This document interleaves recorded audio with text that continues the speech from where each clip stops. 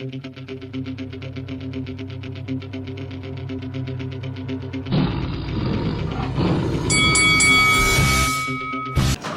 this is Eddie Hearn, and you're watching Lights Out. This is FAISAL Khan for Lights Out, and with me via Zoom, I'm delighted to be joined by Mr. Christopher Lovejoy. Christopher, how you been, mate? And I've been good. Thanks for having me. I'm still talking my stuff. I'm still here. Let's get it.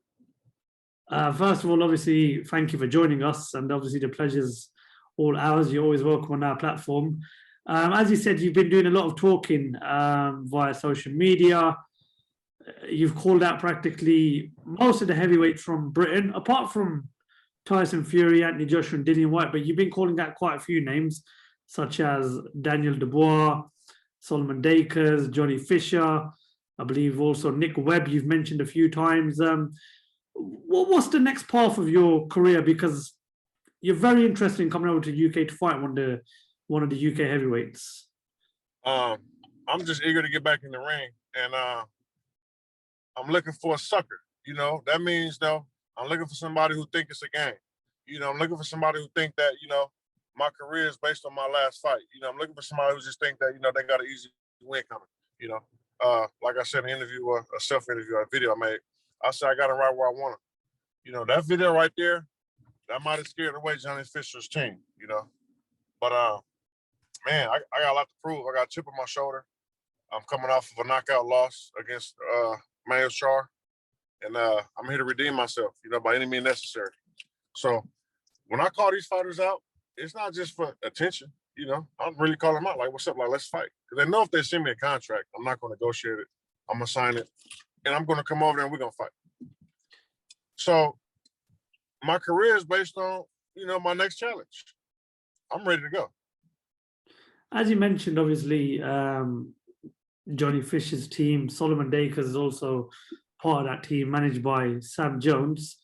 You've had a sort of a head-to-head with both of them over social media in the past few weeks. Shout out to Bad Intentions Boxing for putting on the face-off between yourself and Johnny Fisher. Where are we at right now with a potential opponent? If you had to break it to social media tomorrow who your next opponent is, who would you say is the front runner? Realistically, the front runner is probably like a Johnny Fisher. But I mean, I got some other stuff pending. People got me like on, I don't want to speak on it, but they got me like on the wait list if someone falls out of this fight. Like a Michael Coffey, Jarrell Washington fight. If Jarrell Washington wasn't to show up for whatever reason, I can fight that fight. Against Michael Coffey, that's here in the US, July 31st.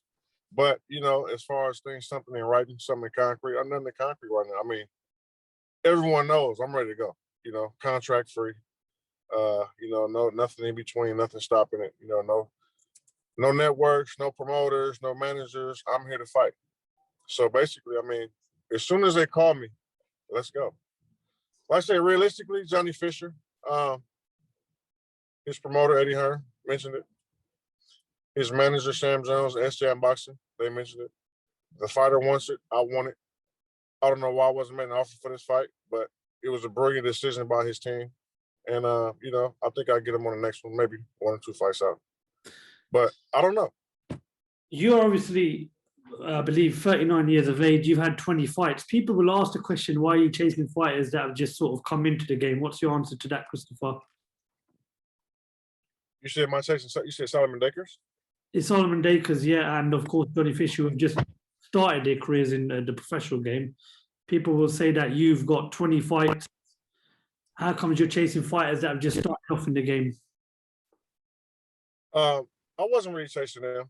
The first thing that happened with Solomon Dakers, his manager was just, a very good manager, Sam Jones. He said, this never been done before. I know Lovejoy, I know Solomon, and for whatever reason, he thinks Solomon could beat me. So we were pushing to get me to fight Solomon for his debut. And once again, if that's what they want, let's do it.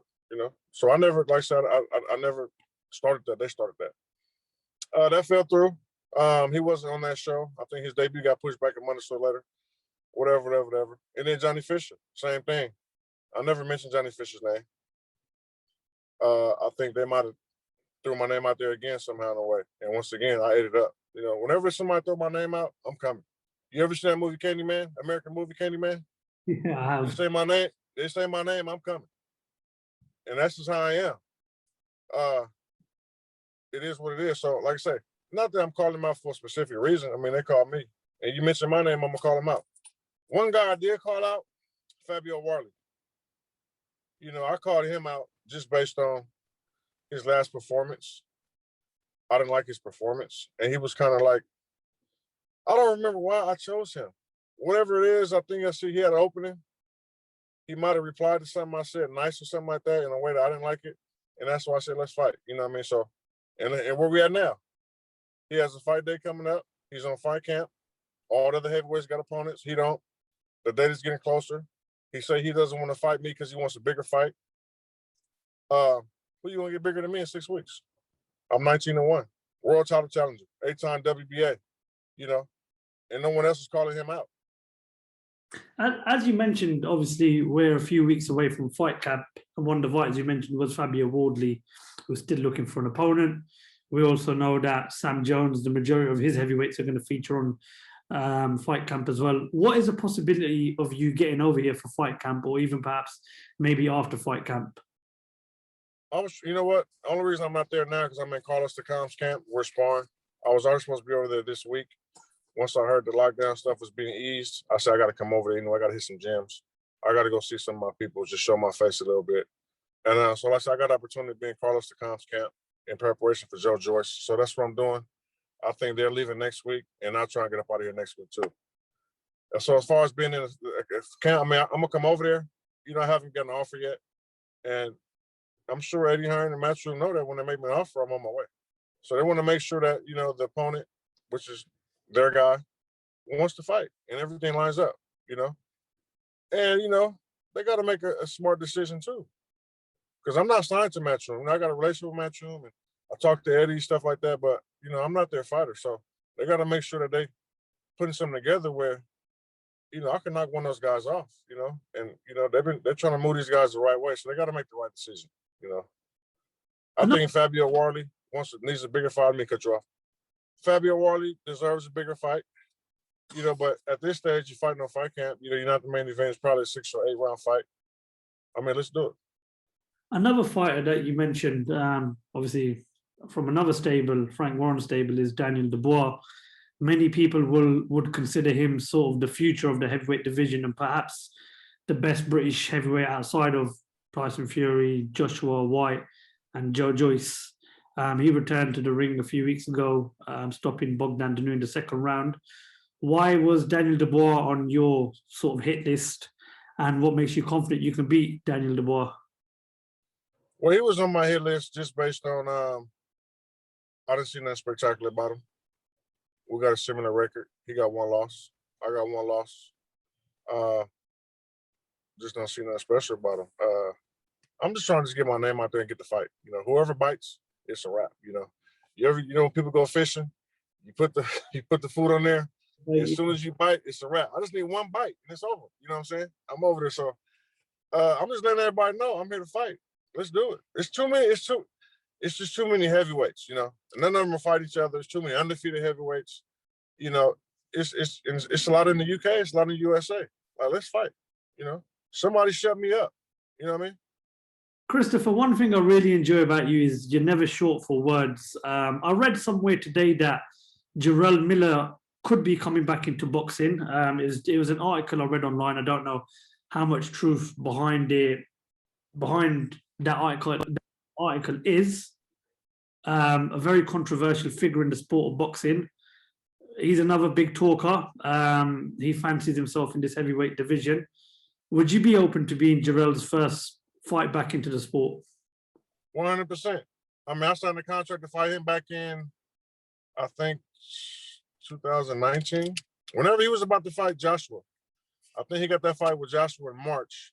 And I was supposed to fight him in February. I signed a contract to fight him. But he got a bigger fight opportunity. And he was going to fight Joshua. So we got some kind of unfinished business there, too. I don't know what his suspension was or something like that. But, yeah, I mean, I'll fight anybody, man. You know, I just fight for a world title, you know. uh, don't nobody scare me, man. You know what I'm saying? And How, like I say, how would that fight uh, pan out between you and Jarrell Miller? I don't think he's prepared for the fight. You know, I'm 100% better than I was for my last fight, which was just over a month ago. I wasn't even prepared for that fight. I'm 100% prepared now. You know, mentally, physically, I'm already in a whole nother zone. Um, he's not a power puncher, as far as I know. You know, he got like a little bit of defense, and he's not mobile. I mean, I think he could be really picked apart. You know, a few fights that he doesn't really get people out there early. He likes to just wear you down. You know, and he wears down guys who are smaller than him. We're the same size. He can't wear me down. I would just make him fight. I don't think he want to sit there and fight with me.